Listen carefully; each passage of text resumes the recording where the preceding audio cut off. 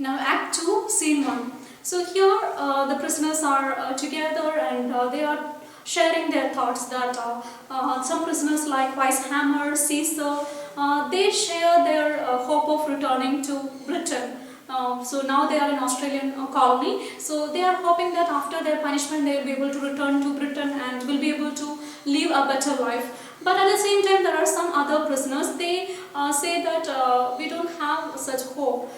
So the treatment they are receiving in this particular penal colony, they actually have lost faith in life because of that. So some of them are talking about their hope of returning to Britain, and some of them talk about how they lost faith in life. So this is going on, and now they start doing the rehearsal, and now we can see that all of them are in chains. So in the previous scene we know that 2 prisoners have run, in fact 5 prisoners have run away, and 2 of them were actually in the play. So after that the guards have put these prisoners in chain. So all of them are in chains and they are rehearsing for the play. That is scene 1. And scene 2, this is an important scene in the play, and here we can understand the purpose of the play will be more clearer in this particular scene.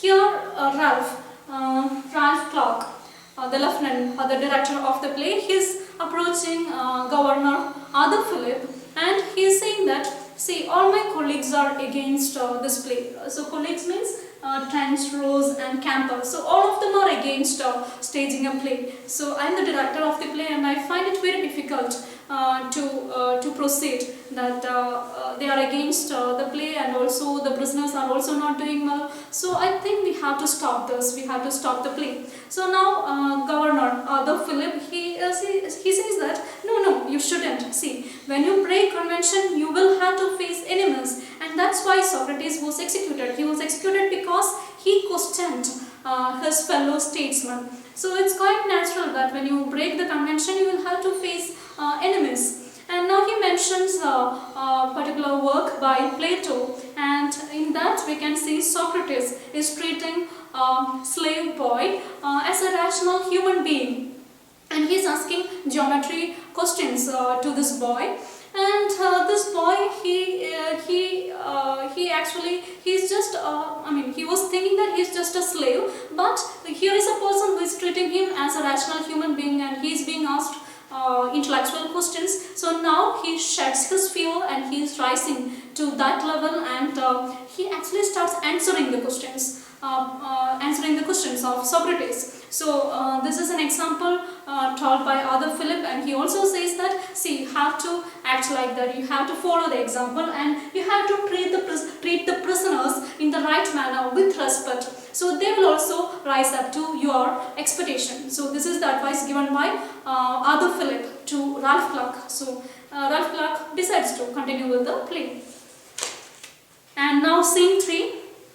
Here we can see Harry. Duckling is not talking to Harry anymore, so Harry is unable to contain his guilty feeling anymore. So he's kind of losing his mind, and he's talking loudly to Handy Baker and Thomas Barrett. Handy Baker and Thomas Barrett. So he is talking to this man's ghost, maybe, or all these are his illusions. So he is talking to them. So now Duckling rushes towards him, and she says that, see, there is no one here, it's just your nightmare. Okay, please understand, you are just having this guilty consciousness, that's why. So she's trying to make him understand, but he's not consoled, he's not feeling better. So we can understand from that he is slowly losing his mind. That is scene 3. And scene 4. Scene 4 here, the Aboriginal Australian once again appears, and now this man has a sense of understanding that these British men are here not for any good purpose. So there is something wrong, like they have something in their mind that they are not here for anything good. So he understands that. So the play is not just about how the convicts are ill-treated by the British government. So this is also about the violation and exploitation of the natives of Australia by the British government. So this is there in the background of the play. So so that is scene 4. Scene 5 we can see Major Ross and Captain Campbell. So they are in the rehearsal camp, and once again they are disturbing the whole rehearsal. So they are treating the convicts inhumanly, like they are forcing Robert Sideway to reveal his back, where he received some 100 lashes in the past. So he is forcing Robert Sideway to reveal his back, and he is forcing a female convict to lift her skirt so that they can see her tattoo. And they also order another female convict, I think Dabby, to pretend like a dog.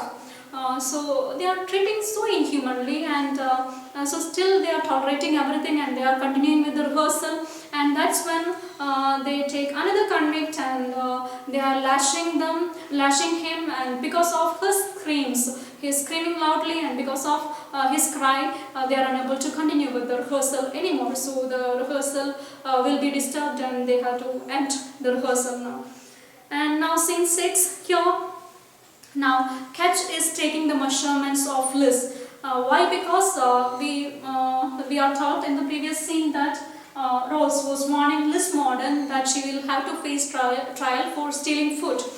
So the trial is over. So we have to understand that this trial is over, and she is found guilty. So Ketch, the hangman, right? So he is taking the measurements of Liz because she has to be hanged next year or in the coming days.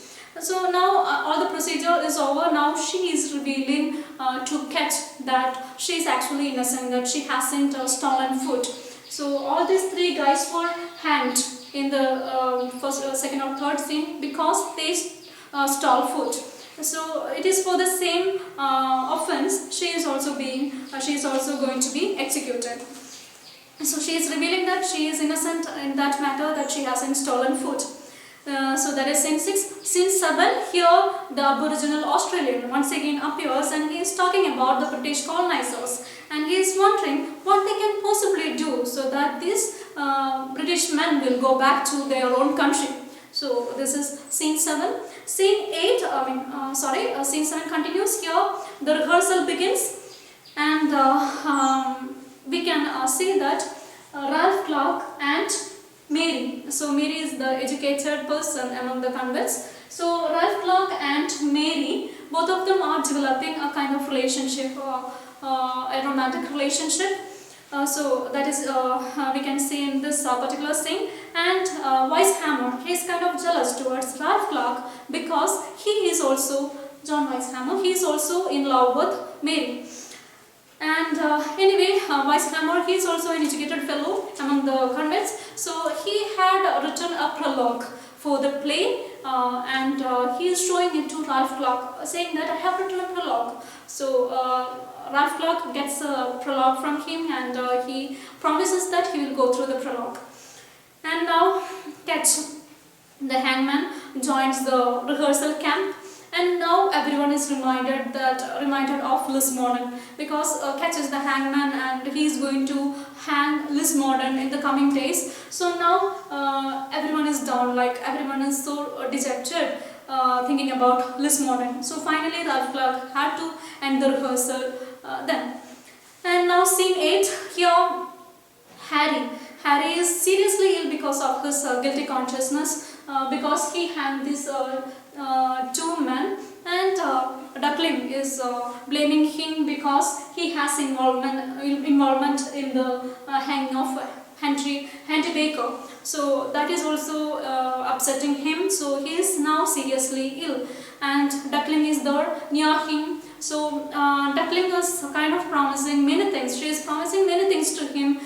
Because she is thinking that he will be able to come back to life, they will be able to live together. So she is promising many things. So until now she was not talking to him. So now she is promising many things, and finally she reveals her love for Harry. But nothing really helps, because Harry is dead now. He dies. So, and he is dead because of the guilty consciousness of because he hanged those two men. Now, scene 9. Here, Mary is going through the script on the beach, and Ralph Clark, he is joining. So we already know that they are in a relationship. So here we can understand that this is a strong relationship, that both of them are having a romantic relationship together, and this relationship is not like any other relationship in the penal colony, because in penal colony either the convicts will have relationship each other, or the guards and guards will have a relationship with the convicts. So this is for some purpose. It is like a kind of transaction between them. So they will be ready for physically involved in the relationship, because they want some kind of favor. But when you come to Ralph Clark and Mary, their relationship is completely selfless, because both of them don't want anything each other. Like this is like a natural impulse or natural feeling they have between them. And that is scene 9. And scene 10. Here, Judge Collins is reconsidering the case of Liz Morel, because she revealed to Ketch that she is innocent. She hadn't stolen the food. So Judge Collins is reconsidering the case of Liz Morel, and he's asking to everyone, he's asking to other men like Tans, Rose, Campbell, and Ralph is also there. So he is asking everyone what we can possibly do about her. The evidence against her is not very strong, and she didn't say anything about anything during the trial. She didn't defend herself. She didn't say anything. She was completely silent during the trial. So what we can do about her? What shall we do about it? So now Thanks Rose, Campbell. So these guys are always against the convicts. So they say that we have to hang her. So she's found guilty. So we have to hang her. But the evidence against her is not very strong. So Collins is summoning Liz Morel there, and he will ask her what is the truth, whether she has taken the food or not. So she still keeps silence, and she is not saying anything. So Ralph, Philip, Collins, so three of them together will compel her to say the truth. So now she says that, see, I haven't stolen food. I'm innocent here. I haven't stolen food. So she tells the truth. And so now Collins is asking, why didn't you say that before? So Liz Morel, she says that I have lost faith in the whole legal system, because that's why she didn't defend herself. So they are being treated that way, so they don't have any kind of faith in the system anymore. So that's why she didn't defend herself during the trial. So she reveals that, and that's where the scene ends. But we understand that Judge Collins actually dismissed cancelled the punishment, because she is found innocent. Now the last scene in Act 2, the final scene. Here, so the rehearsal is over, and the play is going to be performed on stage. So there are some Aboriginal Australians in the backstage, and the convicts are going to the stage to perform the play. So now Mary looks at these Aboriginal Australians, and she is feeling so disgusted that she is saying that, why these men are here? Are they also here to see the play? So she doesn't like the idea of having them there. And now Ketch, the hangman, explains that Aboriginal Australians are dying of smallpox, and it is actually the British settlers who brought the smallpox here in this country, and now the Aboriginal Australians are suffering because of it. So from this scene we have to understand that though these convicts are transformed, they are not completely transformed. They still have this feeling of contempt towards Aboriginal Australians. Not only these convicts, actually the British authorities, they also treat the Aboriginal Australians the same way. That's why they colonized this particular place, and they are ill-treating the Aboriginal Australians. And now, we can see Dabby, Mary's friend. Dabby, she is saying that after the play gets over, everyone will be so distracted. So I'm thinking of escaping them. I'm thinking of running away at that time. So she is revealing this to other prisoners, other convicts. So now everyone else discourage her, saying that no, you shouldn't do that. So it will break it will break the trust. So you shouldn't do that. So finally, she decides not to run away. And now, Sideway, Robert Sideway, he is declaring that after my punishment is over, my sentence is over, I am going to start a theatre in Australia. For the first theatre, I'm going to start the first theatre in Australia after my punishment is over, and I will call it Sideway Theatre. So everyone is so excited by this declaration, and they are all so thrilled, and they are promising that they will also be a part of the theatre.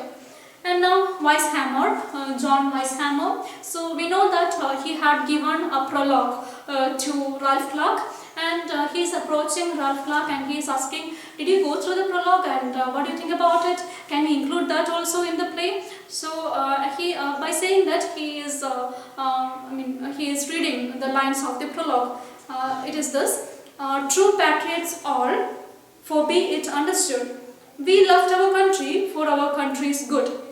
So this is how the prologue starts. So here this is what he says, that we are the true patriots because we left our country so that our country will be free from criminals, free from convicts, right? So we are the true patriots because we left our country for our country's good. So it is from this prologue we get the title of the play. So this is the prologue of Weishammer, written by Weishammer.